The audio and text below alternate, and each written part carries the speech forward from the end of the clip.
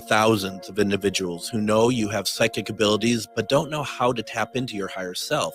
Refined Divine is an extremely gifted psychic medium who offers classes that can help you reach your goals. Refined Divine holds classes Monday and Thursday at her 2 locations and via Zoom.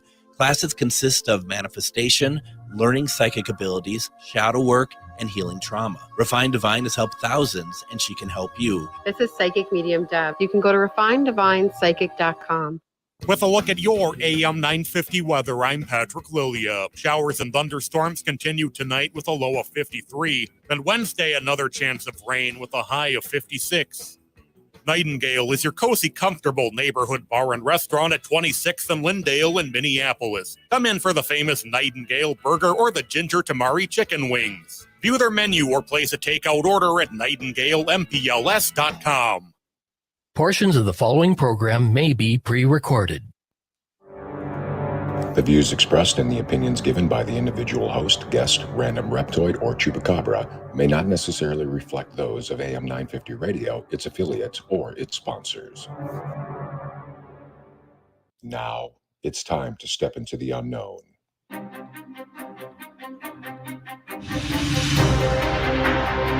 There are things people experience but never talk about. A shadow moving in the corner, flickering of the lights, a disembodied voice. We invite you to talk with us. Share your story, share your experience, because this isn't just your story, this is our story. This is GhostBox Radio with Greg Bakun. And this is GhostBox Radio on AM 950, where every night we talk about the paranormal, ufology, Bigfoot, and so much more. My name is Greg Bakun. Thank you very much for joining me tonight on this Tuesday evening. Boy, I'm excited. I've been wanting to talk to my guest tonight for a little while. There is, I think if you know me well enough, you know that one of the things I love, especially having on the program, is talking with authors about books, about their beliefs in the paranormal, talking about the things that they write about, what's important to them. This is great because very rarely do I feel like that we have a local spin on it. We seem to be bringing in people from all around the country, which is great. But I wanted to be able to finally talk with some very gifted authors and talk about it from a local standpoint. And I guess I didn't realize how local we were talking here, but we'll get to that in a second. The book is called Unlock the Unknown, Keys to the Paranormal. It is written by Heather Bourget and Kristin Menth. And before we bring them on, I'd like to take a moment and introduce them. Heather, growing up, Heather had always been drawn to the eerie echo of the unexplained. Some incidents hinted at the unseen, evoking curiosity rather than fear in her young mind. She asked the question, what if there indeed was more to this world than meets the eye? In April 2015, she discovered the answer to the question when she embarked on her first paranormal investigation. The experience was a revelation, uncovering layers of knowledge and mysteries as compelling as confounding. Her perspective on the paranormal was forever changed. The more she learned, the more she realized how much there was still to discover. Heather recognized that her quest was no longer just about satisfying her curiosity or crossing an item off her bucket list. It was about pushing the boundaries of knowledge, about unearthing truths concealed in the depths of time and perception. With that realization, her journey into the paranormal evolved from a mere intrigue into a lifelong commitment as she continues to delve deeper to unlock the unknown.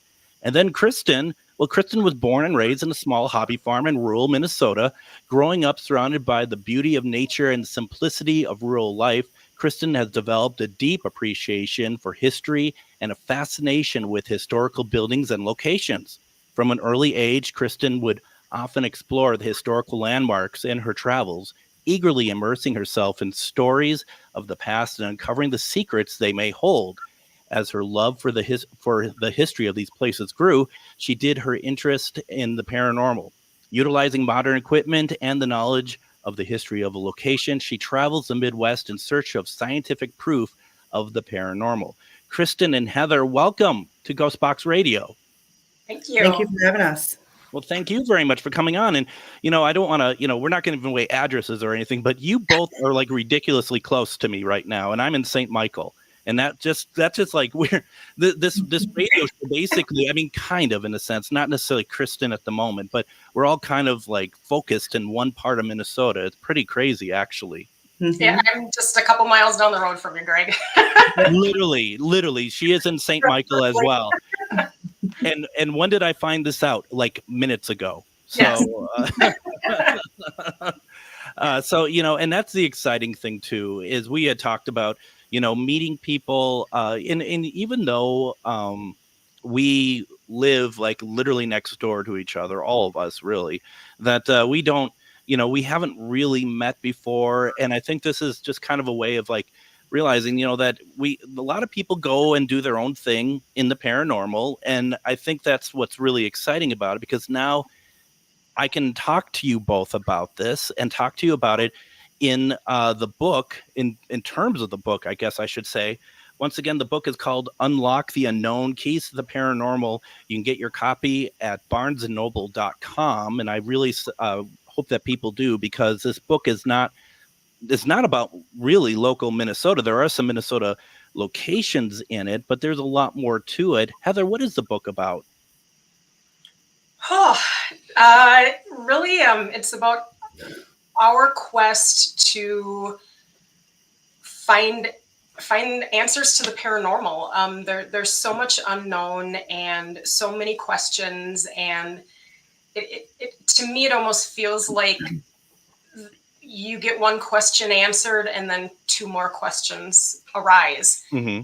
And with advancements in technology and tools that are becoming more and more available, it's such a fascinating field. And the book originally started out as like we kind of really wanted to get our story out there. We wanted to say, hey, this happened to me. I experienced this. And then as we dug into it, it really became more important about the history of the places and the people that walked the floors, whether they were patients or doctors or homeowners or kids or parents. And just to be able to take that step back in time, because a lot of these places are abandoned. Mm-hmm. Now, we've never investigated anywhere without permission. These are all, safe places. Mm-hmm. But a lot of them are abandoned. And just to be able to, you really feel like you're taking a step back in time. And then when you delve into history and really begin to understand what led up to it becoming abandoned, and then you go in and you investigate, and some of those stories kind of start to come to life through your investigation. Mm-hmm. No, that's really cool. Kristin, you had put in your bio that kind of the scientific side of things. Is that the direction that you take when you are doing your investigations? Yes. As much as the feelings that I have when I'm at a location, I can't, there's no scientific background to that. You can't say that, anybody can say they have a feeling a certain way or another. But to have that scientific proof, to have that equipment go off or have the voice come through on the ghost box, it's something else. You can't say that that's faked. So the scientific background to it, that equipment going off, when you cannot explain that going off for any other reason, especially in these abandoned places, a lot of these abandoned places don't even have electricity. They don't have any reason that this equipment should be going off. So when it goes off, you don't have any other explanation than paranormal. Do you discount like any sort of like mediumship or anything altogether? What if there's something that you have a feeling that validates the equipment going off? I don't invalidate it, but a lot of times I will only corroborate that if there is equipment that goes off at the same time. Mm-hmm. Mm-hmm. What about you, Heather? Is your approach going to be more scientific as well?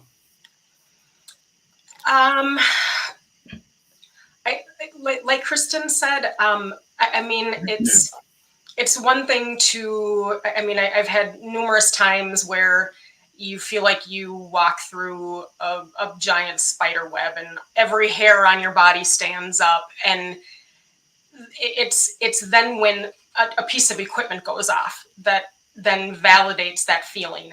Mm-hmm. You know, I can say all day, and quite frankly, I truly do believe that we ourselves are the biggest tool that we have, because your personal experiences, while you might not be able to scientifically back it, when something happens, it's powerful.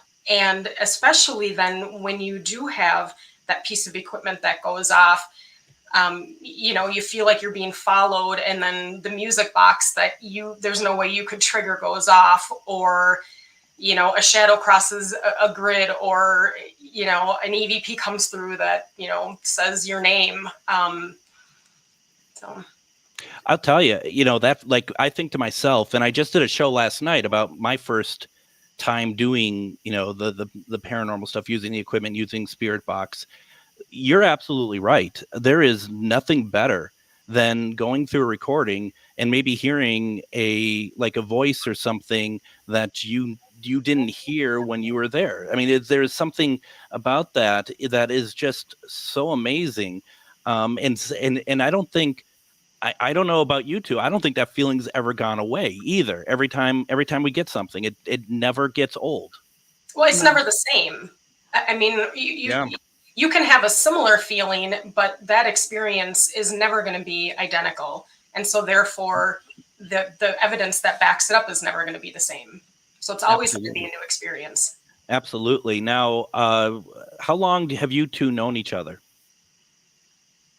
Oh, 15 years.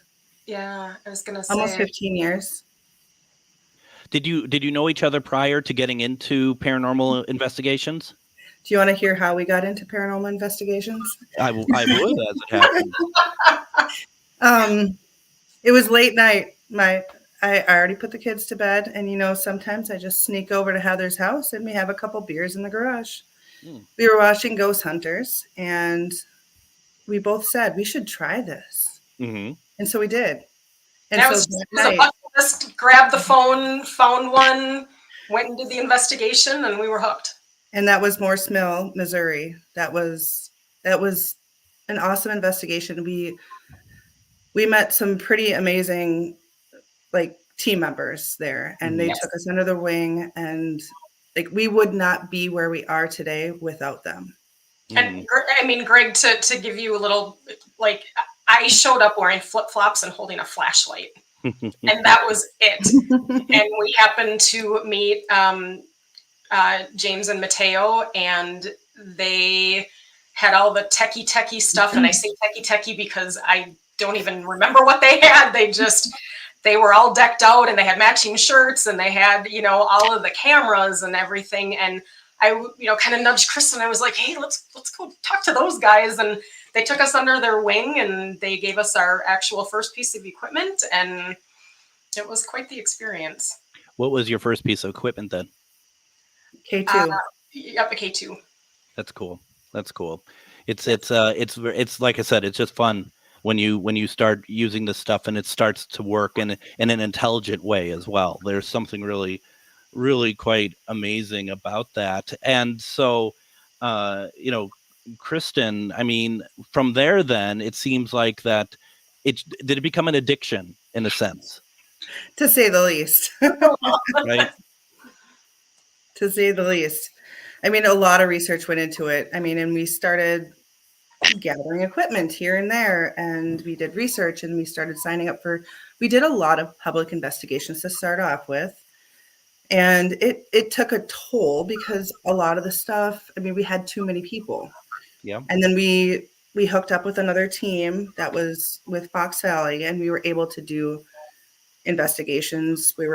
It was just us, and it was amazing to be able to do individual investigations and do stuff on our own.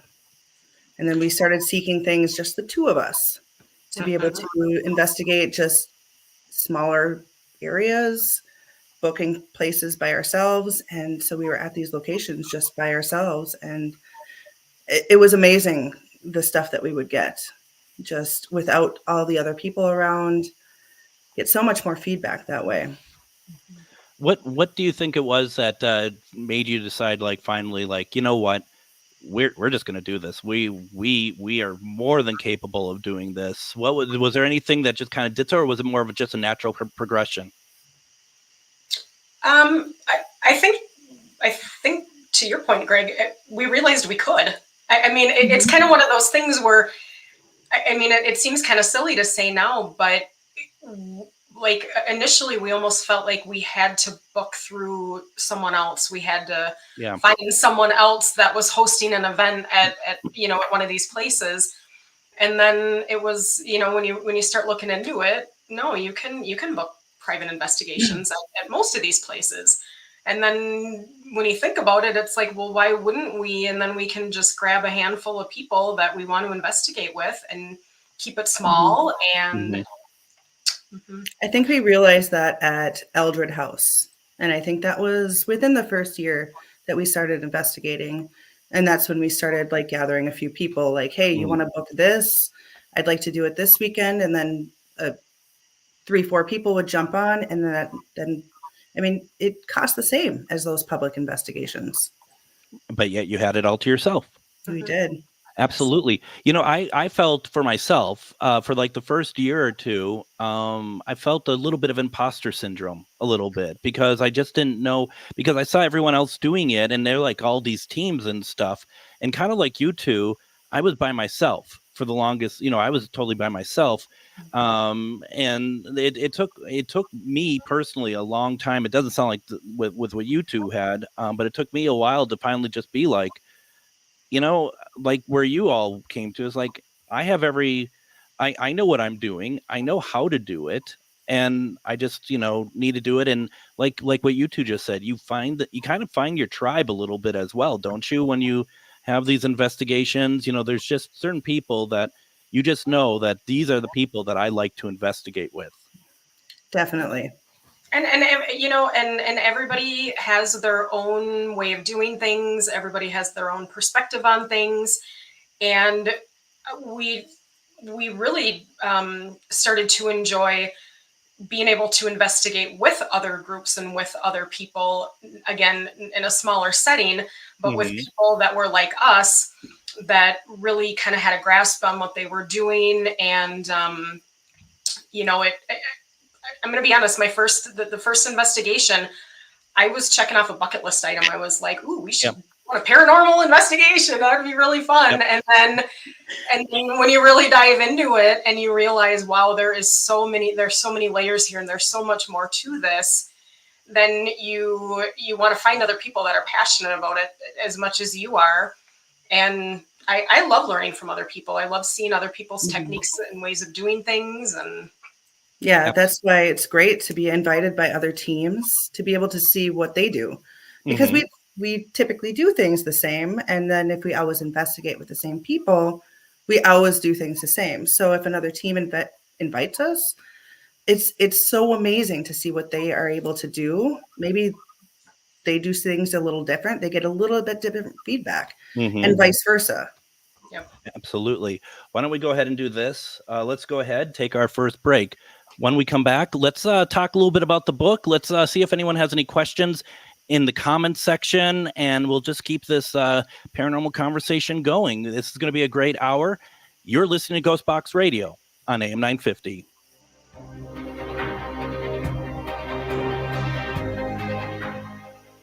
Need a stone to change your luck or break a curse? Try Larvikite, known for its hex-breaking powers. Need an herb to repel negative spirits? Try Rue, used to repel demons and jinn. Want to create a decoy so black magic can't touch you? Make a witch bottle. For more magical advice, visit Magus Books in Minneapolis. We've got the tools and the expert advice you need to succeed against the dark arts. Find us at 1848 Central Avenue Northeast in Minneapolis or at magusbooks.com. Reach your highest level of consciousness and well-being with metamorphosisconnections.com. Metamorphosisconnections.com is an online directory of the best holistic and metaphysical practitioners to help you make your most informed choices. You can search metamorphosisconnections.com for classes, events, wellness and life coaches, plus metaphysical products and shops. You can also search for a wide array of healers from all modalities, including EFT, sound healing, energy healing, light therapy, ancestral healing, shamanic healing, reflexology, past life regressions, hypnotherapy, yoga, and more. And if you're not sure where to start, the search feature on metamorphosisconnections.com is tailored to help both those who know what they are looking for and those who are just starting. Come explore the possibilities for your higher self by visiting metamorphosisconnections.com. Their experienced practitioners can guide both beginners and those that are already on their spiritual journey. That's metamorphosisconnection.com, your link to direct you on your spiritual transformation.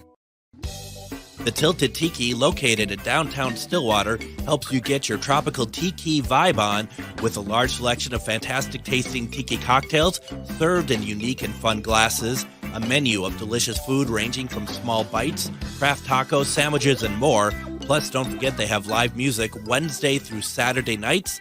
Located in downtown Stillwater, the Tilted Tiki is your tropical relaxation restaurant in Minnesota. Visit thetiltedtiki.com. Greg Bakun here. I've told you about the out-of-the-world roast beef sandwiches at Maverick's Real Roast Beef, but I haven't told you about their Philly steak sandwiches, turkey bacon avocado sandwich, BLT, crispy chicken, fish sandwiches, brisket, or pulled pork. Okay, you get the idea. They make a lot of delicious food to the same standard as their famous roast beef sandwiches, and now I'm starving. I'm going to go to Maverick's Real Roast Beef off Lexington and Roseville, and you need to go too. Check out their menu at mavericksbeef.com. Have you ever met someone who not only can help you on a deep spiritual level, but also potentially change your life? Refined Divine is an extremely gifted psychic medium who travels the nation and lives right here in the Midwest. And she offers mediumship, mentorship, house and business parties, energy healing, palm readings, and so much more. Refined Divine has helped thousands, and she can help you. Hi, this is Psychic Medium Deb. I cannot wait to hear from you. You can go to refineddivinepsychic.com.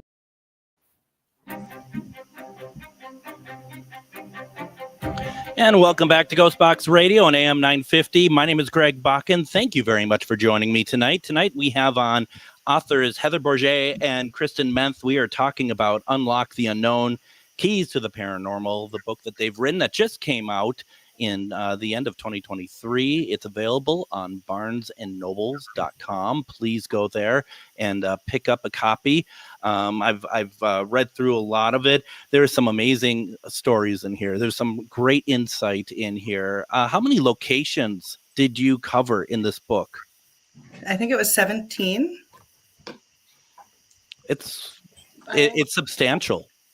I mean, it really is. How far back does this go as far as your journey in the paranormal, as far as the locations?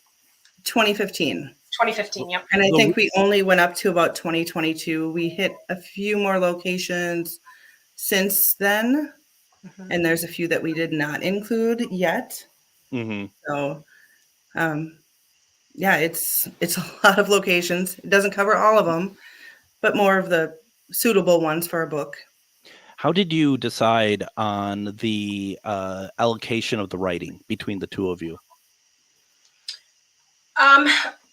Well, if I'm understanding your question correct, one challenge that we had is, I mean, the two of us were at the majority of the locations together, and it was trying to determine if the experience happened to me and Kristin witnessed it, is it more understandable, or is it easier to put the reader in her shoes or mine?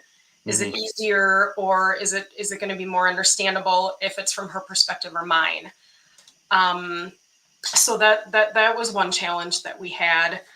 As far as the rest of it went, I kind of went a little nuts digging into the history, and Kristin's strength was being able to really articulate the experiences that we had.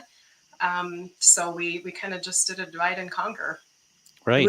It was really great to be able to, and I mean, she talks about like which perspective we should have put. I mean, her perspective, my perspective, or a third person. But sometimes it was better to start with my perspective, like if she had the experience, and then she would explain to me what happened, and I would explain what she said.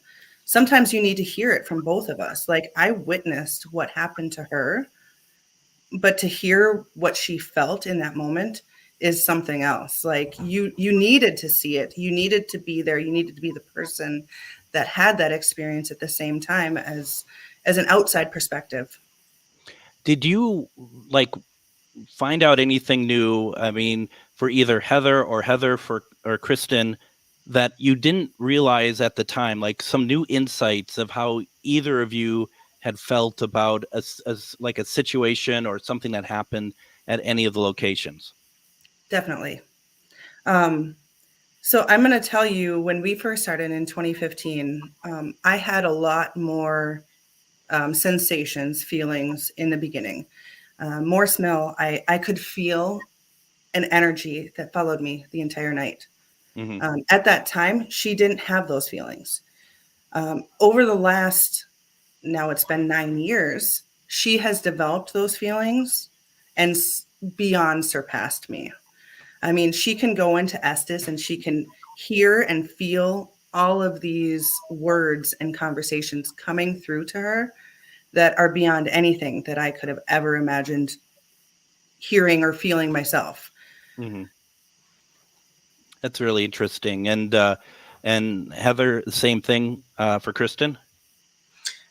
Yeah, one thing that I'm extremely grateful for is she has an amazing ability to tune into me, especially when I am in Estes. And she's the only person so far who has been able to pick up when she can tell that I'm starting to, I don't want to say lose control, but it's getting to the point where it's not going to be quite as easy to pull myself out of it. And she picks up on that. And it took us a few times to figure out how she could do that without making me literally jump out of my skin. Because I mean, it started with, a tap on the shoulder, and then I just would completely freak out because it startled me so much. But so it took a little work, but we got it figured out. I think we've both significantly grown since we started. Feelings wise, everything like that, I think I've probably remained the same. Heather has gotten a lot better. She will always be her jumpy self. And honestly, I could make. So we're walking around with a flashlight and it reflects off something, and I jump and drop the flashlight. Mm-hmm. I startle very easily. It's very rare that I get scared, but I startle myself all the time. There was one instance I bumped into, you might have noticed in the book, we at the end of most of the chapters we have paranormal outtakes, mm-hmm. and we wanted to include that because we do have a lot of fun. I mean, there's a lot of serious things that we've experienced, and a couple times that we have actually been on edge, or for me even scared. But we do have a lot of fun, and there are a lot of laughs. And so the paranormal outtake was just, it was kind of our way to lighten the mood a little bit and make people real, that there is fun involved. Now, you mentioned the Estes method and there's a lot of people listening on the radio who don't know what that is. Could you explain that, please? Sure. So Estes is a spirit box. Kristin, you can probably explain the spirit box a little better than I can, but it scans radio frequencies at an extremely high rate. And when you're doing Estes, you typically close your eyes or are blindfolded, and you have noise canceling headphones on that are hooked up to that spirit box. And most of the time you're even away from the other people that you're investigating with. Mm-hmm. And the whole objective of Estes is, when I go in, I can't hear what they're doing. I can't see what they're doing. I have no idea if equipment is going off. I don't know what questions they're asking.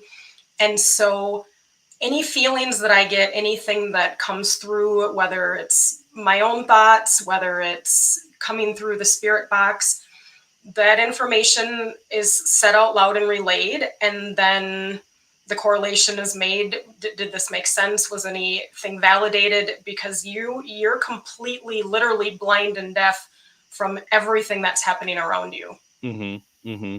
How long do you do the experiment for, being blindfolded and stuff? How long do you normally last for? I don't let her last more than 20 minutes. Yeah. Honestly, the last spirit box session we did was probably at First Ward. Mm-hmm. And that was probably the most intense spirit box or Estes session we've ever had. Mm-hmm. And I don't want her to go back in there. It was extremely intense. And I mean, the person that was speaking through her literally wanted us to leave her alone in there. And I kept getting grabbed. It was her and me. We were in an Estes session, and she was blindfolded. She couldn't hear anything that was going on. There was equipment going off all around us. And I honestly felt like I was alone. And I felt like she was getting deeper and deeper in. And I think that may have only lasted maybe 10 to 15 minutes at the most. And I'm like, nope, I'm done. I can't be here alone, and you need to get pulled out of it. Like, this is getting too deep. And I think that's a great. I'm sorry. Go ahead, Kristin. I'm sorry. I didn't mean to cut you off. It was to the point where, like, in that location of the school, the owner of the school refuses to go in there. Yeah. He ended up coming in with us because of the intensity of the Estes sessions. And we both agreed that this is not the time. This is not the time or the place for this. Like, we've already gotten to this level. We don't need to go any further. We've already gotten what we needed, and we don't need to poke the bear anymore, more or less. Right. I think it's important for people to realize that there is danger in this, and I think, Kristin, you've spelled it out very well. And I think about an Estes session, and I know my friend who was in it, he's listening, or he was on at least, and we made the mistake. We made the mistake of keeping him in it too long, because it is total immersion. If people don't quite realize it, some people try to go deeper in, and I don't know, Heather, if you do or not. I really don't do Estes that much, but you can get really immersed in the situation and forget where you are, maybe even sometimes who you are, and it's dangerous when you leave someone in there for too long, and like you both talked about, even after 20 minutes, trying to get that person just kind of acclimated back to thing. It's not a quick, like, okay, I'm taking off the blindfold and stuff, now let's get going. It's a completely different game than almost anything else we do as investigators. 100%. He needs to take a break after that. Yeah. I mean, I tell her it's time to take a break. Let's go outside, get some fresh air. It's necessary. I mean, she needs to detach. The particular one that Kristin's talking about, I forgot that I even had headphones on and that I was even hooked up to anything. Everything that I was saying were my thoughts and my feelings, and that and it did get very intense, and that was that was the first time that it had been that strong and that much of me, and not the equipment that I was listening to. And I will never forget, I was listening back to that, and I said to Kristin, "Who said that?" And she said, "That was you." I didn't even recognize my own voice. And that was, I almost had like all the same feelings again listening to it, and then realizing, oh my gosh, I didn't even recognize my own voice when I was listening back. Absolutely. It's such a thing. And someday when I do another episode by myself, I'm going to talk about some of the Estes that I've done over the years. This isn't the time for it, but they are extreme, and that's just it. And that's why, and this is an interesting question that came through, and I think it's a good one to answer, because I think it can go two ways. But Arthur asked, and Arthur, by the way, I got your email. It's going to take me a couple days to get back to you. What measures do you take to ensure the authenticity of the communications received during an Estes session?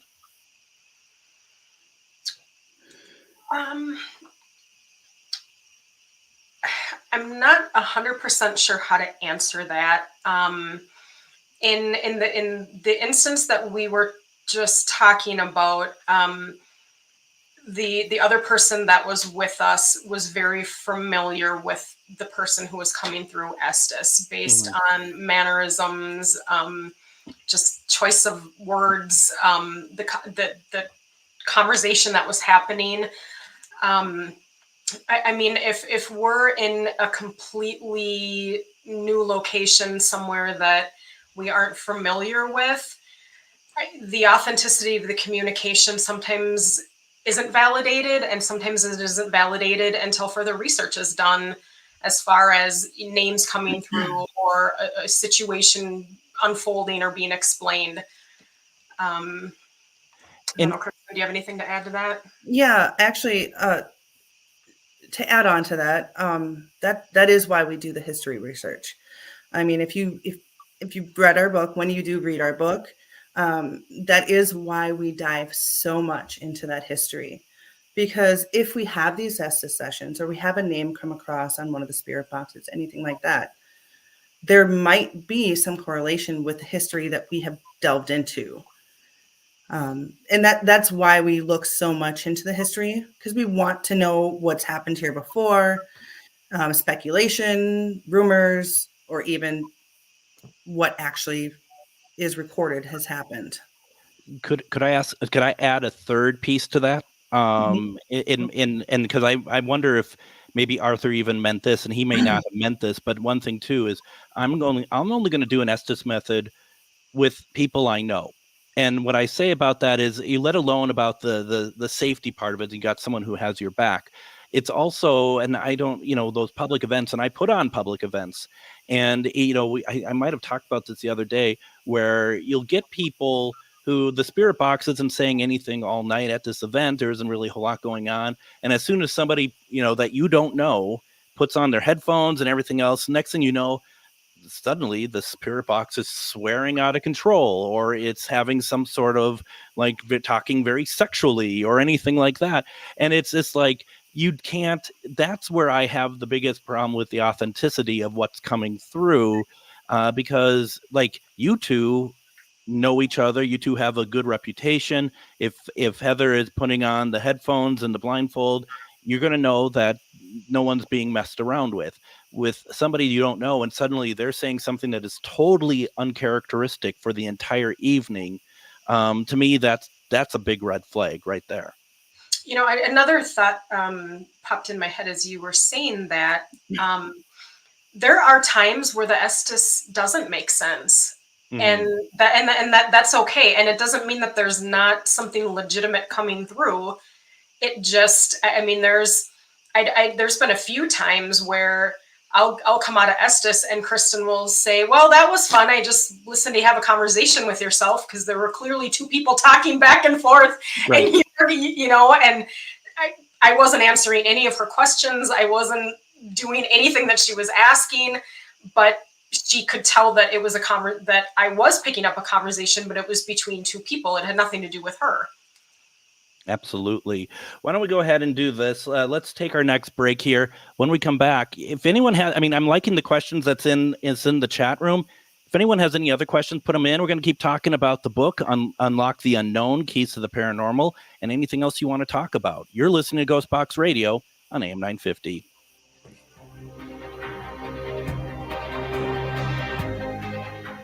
Are you one of thousands of individuals who know you have psychic abilities but don't know how to tap into your higher self?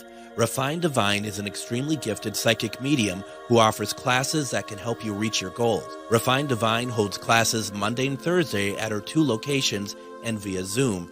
Classes consist of manifestation, learning psychic abilities, shadow work, and healing trauma. Refined Divine has helped thousands, and she can help you. This is Psychic Medium Deb. You can go to refineddivinepsychic.com. Greg Bakun here. Like you, I love good, fresh, delicious food. So I want to tell you about this treasure in Roseville called Maverick's Real Roast Beef. Maverick's has the best roast beef sandwiches I've ever had. Made fresh every order. Add fries or onion rings dropped in the fryer when ordered, and you have a winning combination. Maverick's Real Roast Beef has a lot more than roast beef, so check out their website, mavericksbeef.com, or check out their restaurant on Lexington in Roseville. Did you know that spiritual awakening is not all love and light? Surprise! Inner demons, ego deaths, and tower moments are on the horizon. But while life might hand you some harsh lessons, we've got the antidote to soothe your weary soul. Why not try a dragon's blood bath? Or schedule a Reiki aura repair? With books, herbs, talismans, candles, and more, we put the Shazam in shadow work. Visit Magus Books at 1848 Central Avenue Northeast in Minneapolis or magusbooks.com. The Tilted Tiki, located in downtown Stillwater, helps you get your tropical tiki vibe on with a large selection of fantastic tasting tiki cocktails served in unique and fun glasses, a menu of delicious food ranging from small bites, craft tacos, sandwiches, and more. Plus, don't forget they have live music Wednesday through Saturday nights. Located in downtown Stillwater, the Tilted Tiki is your tropical relaxation restaurant in Minnesota. Visit thetiltedtiki.com. Reach your highest level of consciousness and well-being with metamorphosisconnections.com. Metamorphosisconnections.com is an online directory of the best holistic and metaphysical practitioners to help you make your most informed choices. You can search metamorphosisconnections.com for classes, events, wellness and life coaches, plus metaphysical products and shops. You can also search for a wide array of healers from all modalities, including EFT, sound healing, energy healing, light therapy, ancestral healing, shamanic healing, reflexology, past life regressions, hypnotherapy, yoga, and more. And if you're not sure where to start, the search feature on metamorphosisconnections.com is tailored to help both those who know what they are looking for and those who are just starting. Come explore the possibilities for your higher self by visiting metamorphosisconnections.com. Their experienced practitioners can guide both beginners and those that are already on their spiritual journey. That's metamorphosisconnection.com, your link to direct you on your spiritual transformation.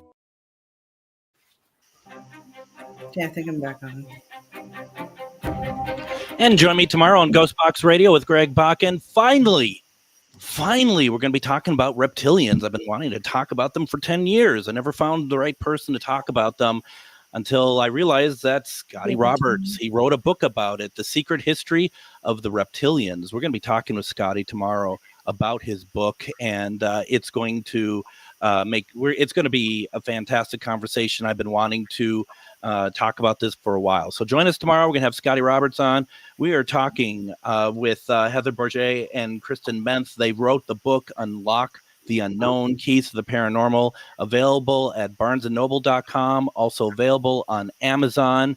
Please support your local authors, support the independent authors, and buy this book. It's very nice, and there's a lot to it.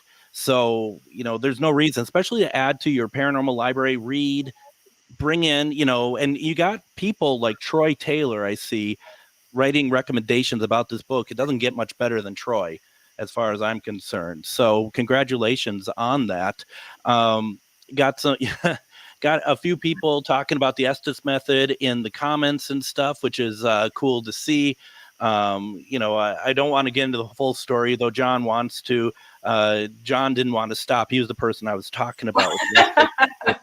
In fact, he was ready to fight. So Kristin, when you go over to Heather and you tap her shoulder and she startles, this is what John did to me. He tries the backhand beat, and I caught his arm, and just like they're into it. And it took him a couple minutes because Heather, I don't want to turn this into Estes Method Hour, but when you had done it, did you have spirits provoke you while doing it?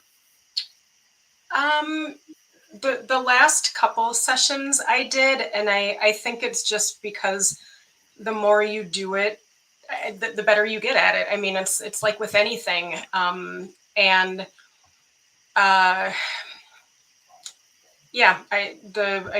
did the very last Estes session that I did. There was a group of us, and of course I didn't know what was going on, but I ended up with a couple guys around me because they were starting to be worried for my safety, for what was going on. But for the most part, no. But has it happened? Yes. It's more been provoking everybody else around us, everybody else around her. They would provoke us because they were speaking through her. That was typically what would happen, is they would go after me, or they would go after another one of the team members that were in the room. They more or less just used her as the soundboard. Now, looking through the chapters here, and there's a lot of chapters, a lot of places that they've visited. Kristin and Heather visited a couple on here that I find very interesting. Number one, Fox Hollow Farm is a place that I would love to go and have checked out. How was that? So I did do that with my team at the time. It was amazing, to say the least. I had a lot of experiences. It was less scientific experiences. It was more sensations. One of the experiences that I brought into that was when I was in the apartment upstairs, and I was sitting there with two other team members, and they were both sitting on the couch. And when I investigate, I don't like to sit next to anybody. My thought when I do investigations, can we be in the same building at least, or is you yes. going to say I detach myself by at least a few feet. I think about it like, a herd situation. If you're going to get picked off, you have to be away from the herd, and I want to get picked off. So I sat away from the other two investigators. I sat in a chair by myself, and I could feel that weight. I could feel weight coming down on me, and it was something else. Like I literally couldn't even. I had my hands on the armrests, and I could not even lift my fingers, to the point where, like, eventually I wasn't even able to breathe. Wow. And I typically don't get stern. I'm open to most things. I'm usually pretty nice about everything. But at one point I said, "You need to get off of me. I can't breathe." And then we did have to leave, because I was at that point where, like, I don't feel comfortable here if they weren't respecting me. Did the door move at all in that apartment on the second floor, like the handle jiggle or anything like that? We did not have the handle jiggle. We went from that location. We did move into the walk-in closet, and when we were sitting in there, the clothes moved behind us. Oh, nice. We didn't have any, I don't think anything jiggle, anything like that. Another thing that happened there was we thought that if we were to feed our energy into the pool was and if people aren't aware of Fox Hollow, the pool is where the murders took place. That is where Herb strangled his victims. So we thought if we were to put our energy into the pool, maybe we could stir something up and have something happen. So we all put a hand, a foot, anything like that. And I was just randomly taking pictures. I would take a picture of the other two investigators, and everything was fine. The next picture I took, the next person over from me had her foot in the water, and there was a light shining behind her foot. And there is a photo of that in the book. You can see this illumination behind her foot. And there is no explanation for that. I looked at the previous pictures that I had taken, the pictures after that. There's nothing that would have caused that illumination behind her foot. Send it to other investigators, and they said they have no explanation for it. Fox Hollow is a very interesting location, and do you give the history in the book, of a little bit of history of the background to it? I mean, Yes. Definitely, Yep. folks. It is truly it's a place of mass murder. And so, and it's not something that it's not like Villisca. You can go in and check it out whenever you want. It's not a place that most people can get into. So, to be able to get, at least the feelings and stuff through the writings of Heather and Kristin. I mean, in my mind, that's worth the book itself, because you're getting some really good data from these locations that you're probably never going to get the opportunity to go visit. So might as well read about it and check it out and see what they have to say about it, as well as all the other locations. Yeah, it was definitely, it was amazing. I will never forget when something happened. Full body apparition. I did not see it. Mhm. Another investigator saw it, and he decided it was too much for him, and he left me. Yeah. See you So later. I'm sitting in this closet that supposedly has a portal Mhm. by myself, and I hear him run, and I'm like, hello? Is anybody there? That there are very few times in my investigating history in the last 9 years that I've been doing this that I will say I was scared, and that was a moment I was actually scared. Yeah. Yeah, that's a pretty heavy place. I also see on the list one that we're going to be losing here very soon, Bobby Mackey's Music World. Mm. And that's an interesting place. Were you both downstairs in the restaurant and then up in Carl's apartment then? So it's interesting because I was not at the location you just talked about, and Kristin was not at Bobby Mackey's. But yes, we did explore the whole area, and my takeaway from Bobby Mackey's was there was a lot that came through the spirit box that at the time did not make any sense. And then once I dove, I mean, the history of Bobby Mackey's, if you really dig in, it's deep. I mean, there's a lot of history at Bobby Mackey's. Mhm. I got down a lot of rabbit holes. I don't know how many times, well, aren't you done researching Bobby Mackey's?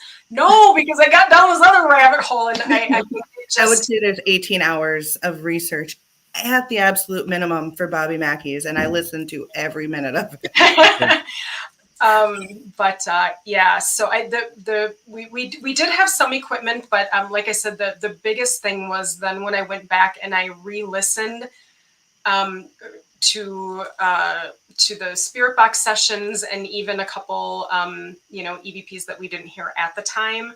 It really kind of tied into the whole syndicate, the illegal gambling and bootlegging, and it was interesting. I had been there many years ago, and for me, the most active part of Bobby Mackey's was up in Carl's apartment. Mm-hmm. Well, and I just we got tons of spirit box in the restaurant, but we also got a lot upstairs in Carl's apartment. I'll be honest, I didn't really get anything downstairs, but that's just me. Well, and we actually tended to stay away from the portal, the supposed portal that's there. We didn't even really spend much time there. But yeah, actually what was interesting is up in Carl's, I had my tripwire laid out, and several of the lights went off as we were picking up conversations on the spirit box, and one light stayed lit, and it had actually like the light itself had turned, and nobody had moved. And when you lay a tripwire down, you lay it down flat, and this particular one had somehow flipped on its side. And that was the only time that I had ever seen that happen, and I have no explanation for how that happened. That's pretty cool. We're coming up to about a minute and a half before 2 minutes before we're done here. I know that this only goes up to, I think you said 2022.